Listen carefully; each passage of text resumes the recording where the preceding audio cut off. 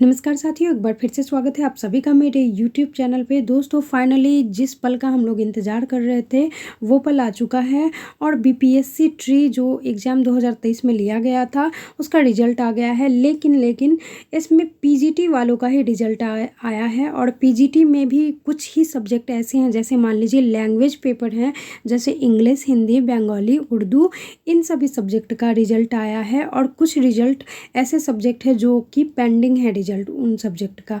तो आप लोग चिंता ना करें, देर रात तक रिज़ल्ट अपलोड हो जाएगा PGT का। और रही बात TGT की, तो TGT का भी बहुत जल्द रिज़ल्ट कल हो सकता है। कल फाइनल रिज़ल्ट दे दे TGT का।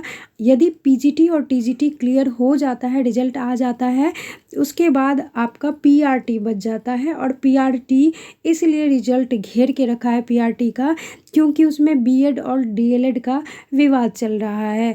लेकिन ये भी रिज़ल्ट बहुत ही जल्द आपको देखने को मिल सकता है, तो ज़्यादा टेंशन लेने वाली बात नहीं है। कुछ लोगों के मन में ये प्रश्न आ रहा है कि भाई रिज़ल्ट तो आया नहीं है लेकिन काउंसलिंग का डेट आ गया है, अब करे तो करे क्या। यहाँ पे ये आपको एक नोटिस आज देखने को मिला होगा। ये देखिए आप 18/10/2023 काउंसलिंग का डेट है ये, यानी आपको काउंसलिंग के लिए यहाँ पे देखिए, ये यहाँ पे मेंशन किया गया है कि आपको 9:30 बजे तक उपस्थित होना है। जो भी सब्जेक्ट है आपका और जिस स्तर के आप हैं कैंडिडेट, उस सब्जेक्ट को लेके काउंसलिंग का डेट बनाया गया है। और यहाँ पे समय भी मेंशन किया गया है कि 9:30 बजे आपको पहुँचना है। लेकिन कुछ लोगों के मन में ये प्रश्न है कि भाई हमारा रिज़ल्ट आया नहीं है तो हम लोग जाएं तो जाएं कैसे काउंसलिंग के लिए। तो घबराने वाली बात नहीं है। यहाँ पे देखिए 18/10/2023 को ये मेंशन किया गया है कि 9th 10th, हालांकि TGT का रिज़ल्ट अभी नहीं आया है, लेकिन फिर भी यहाँ पे मेंशन किया गया है कि 18/10/2023 को माध्यमिक यानी TGT वाले जिनका सब्जेक्ट हिंदी है, अंग्रेज़ी है, गणित है, बांग्ला है, फारसी है, तो वो सभी काउंसलिंग के लिए उपस्थित होंगे। और PGT का जो रिज़ल्ट आया है उसमें आपने देखा होगा कि उसमें अलॉट डिस्ट्रिक्ट मेंशन किया गया है, यानी कि जो भी आप फॉर्म भरते समय आपने प्रथम डिस्ट्रिक्ट को चयन किया है तो उसी के अकॉर्डिंग आपको उसी स्थल पे काउंसलिंग के लिए जाना होगा। और फर्स्ट ही अलॉट डिस्ट्रिक्ट उसमें मेंशन किया गया है, यानी कि फ़र्स्ट आपका जो चयन हुआ है, फर्स्ट आपने फॉर्म जो भरा है, फर्स्ट जो आपने मेंशन किया है कि हमें इस डिस्ट्रिक्ट में जॉब चाहिए, तो वही डिस्ट्रिक्ट में आपका काउंसलिंग का चांस 99% है, तो आपको वहीं जाना पड़ेगा। देखिए अब कुछ प्रश्न में सबसे जो ज़रूरी प्रश्न ये है कि TGT का तो रिज़ल्ट आया नहीं है, तो देर रात तक इसका भी रिज़ल्ट आ सकता है या कल भी आ सकता है। तो कल तो काउंसलिंग का भी डेट है, अब जाए तो जाएं कैसे काउंसलिंग में। तो ये घबराने वाली बात नहीं है। यहाँ पे आप ये देख सकते हैं, देखिए यहाँ पे 19/1 पहले पूरा हम लोग पढ़ लेते हैं, इसके बाद खुद ब खुद ये क्लियर हो जाएगा।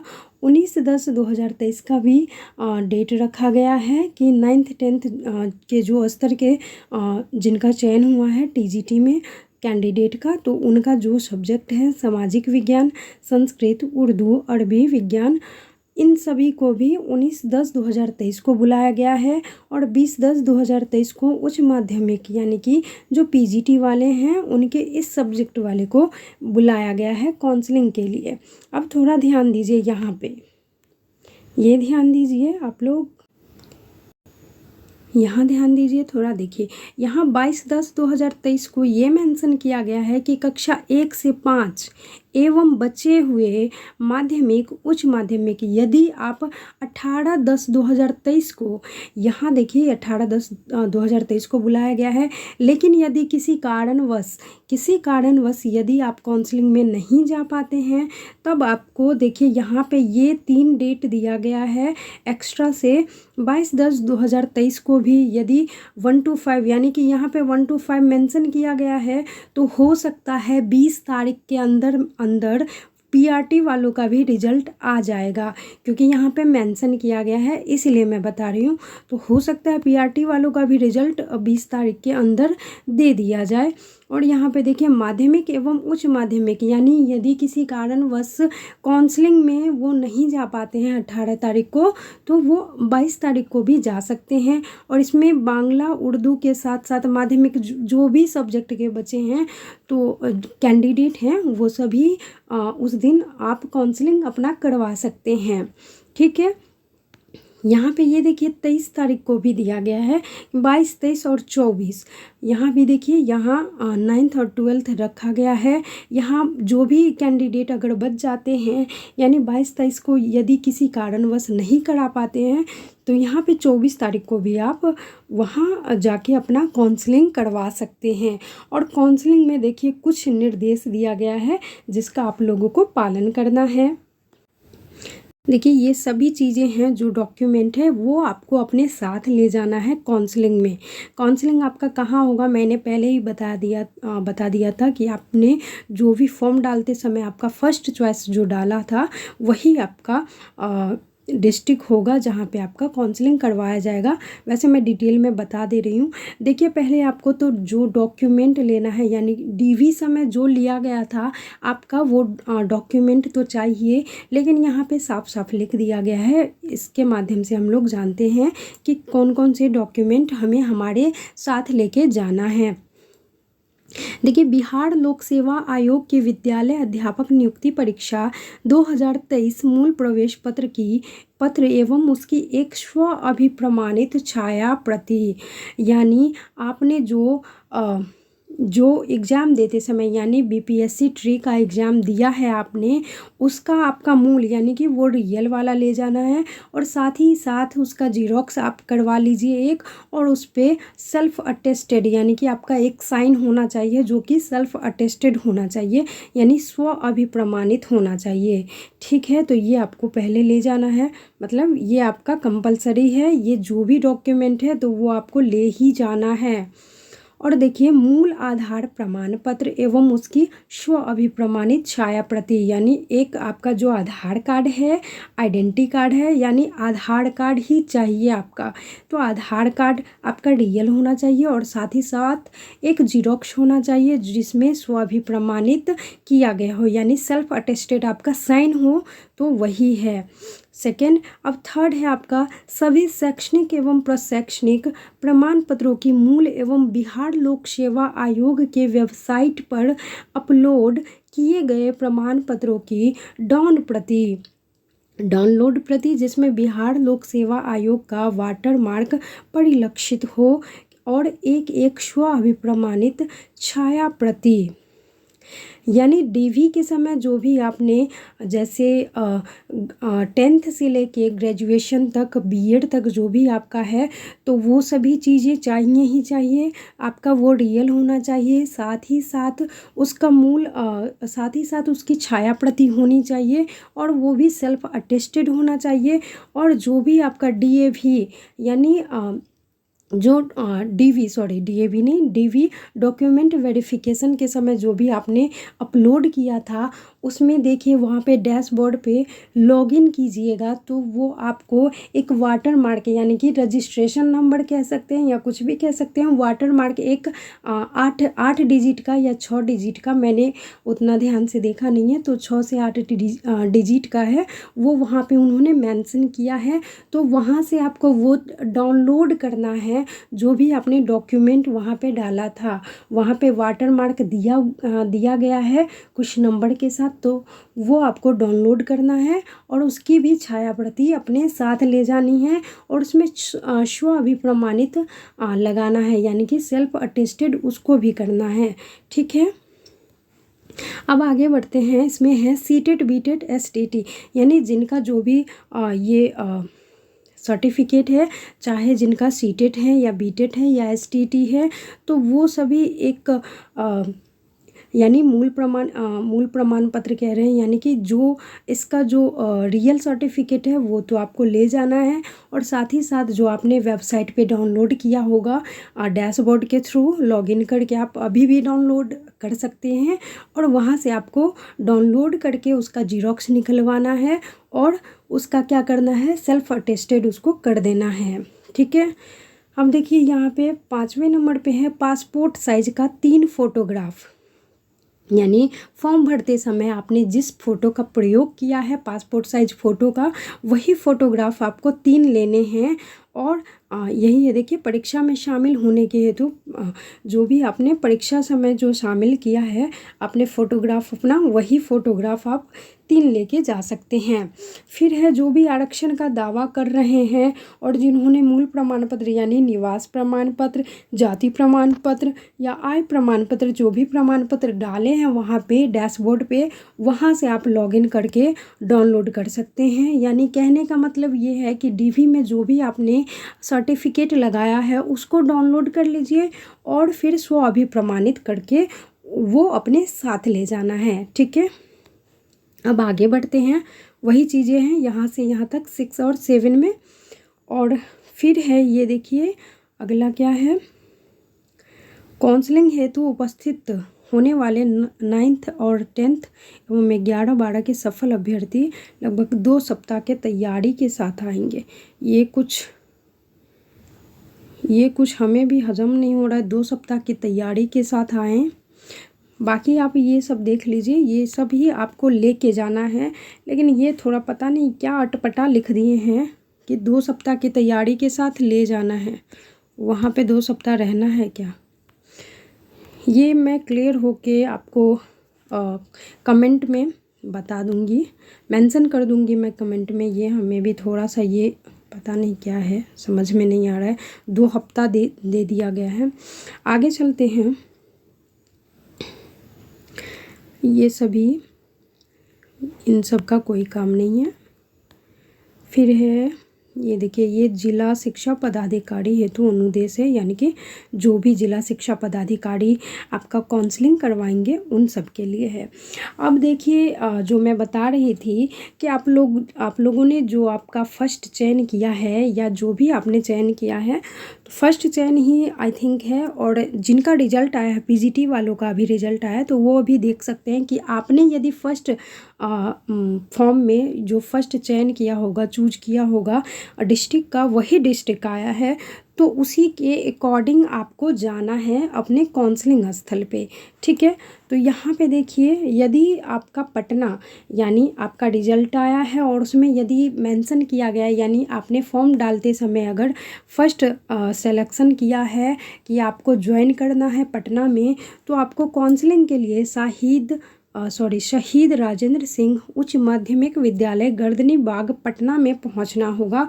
और यहाँ पे ये देखिए सभी विषयों का यहाँ पे दिया गया है, जितने भी विषय हैं सभी विषयों का यहाँ पे, पटना वालों का, पटना में जो भी सिलेक्शन चाहते हैं तो उनका सभी विषय में ये इस स्थल पे होगा काउंसलिंग। इसी तरह से नालंदा का देखिए DRCC नालंदा में दिया है, ये भी सभी विषय का है। भोजपुर का देखिए धड़हरा आड़ा में है। बक्सर का MP उच्च विद्यालय बक्सर। रोहतास का DRCC मुकेर सासाराम। कैमूर का देखिए DRCC भभुआ में इनका काउंसलिंग होगा। और ये ध्यान रखिएगा सभी विषयों का काउंसलिंग होगा वहाँ पे। ठीक है, अब आगे बढ़ते हैं। आगे देखिए गया की बात करें तो गया की है DRCC गया केंदुई। और जहानाबाद की बात करें तो गांधी स्मारक इंटर स्कूल जहानाबाद, यहाँ इनका काउंसलिंग होगा सभी विषय का। अरवल की बात करें तो DRCC ऑफिस अरवल में है।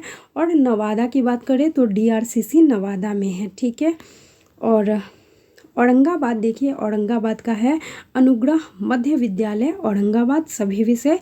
मुजफ्फरपुर DRCC सिकंदरपुर मुजफ्फरपुर। और सीतामढ़ी DRCC भवन महिला ITI कैंपस शांतिनगर डुमराव सीतामढ़ी। ये सभी विषयों का काउंसलिंग यहीं पे होगा, जो भी लोग सेलेक्ट किए हैं कि सीतामढ़ी में उनका ज्वाइन हो। ठीक है, अब शिवहर का देख लीजिए। शिवहर का है शिवहर प्रखंड कार्यालय नियर DRCC ऑफिस में ही है, नियर हैगा शिवहर प्रखंड कार्यालय, यानी कि ब्लॉक जहाँ पे हैं वहीं पे। फिर है Vaishali GA inter high school Hajipur. पूर्व Champaran diet Chhatauni bus stand के बगल में है मोतिहारी में। और पश्चिमी Champaran DRCC Bettiah, Bettiah Areraj road ITI colony. और सारण का देख लीजिए डीआरसीसी सारण, यानी ज़्यादातर डीआरसीसी में ही है सभी का, जहाँ पे हम लोगों ने अधिकतर जो डीबी हुई है वो डीआरसीसी ऑफिस में ही हुई है। तो कहीं ना कहीं इन जगहों से लोग वाकिफ़ होंगे जो भी यहाँ के हैं। यहाँ पे देखिए वैशाली का है जीए एंटर हाई स्कूल हाजीपुर। पूर्व चंपारण का है डाइट छतौनी बस स्टैंड के बगल में ही है, मोतिहारी में पड़ता है ये।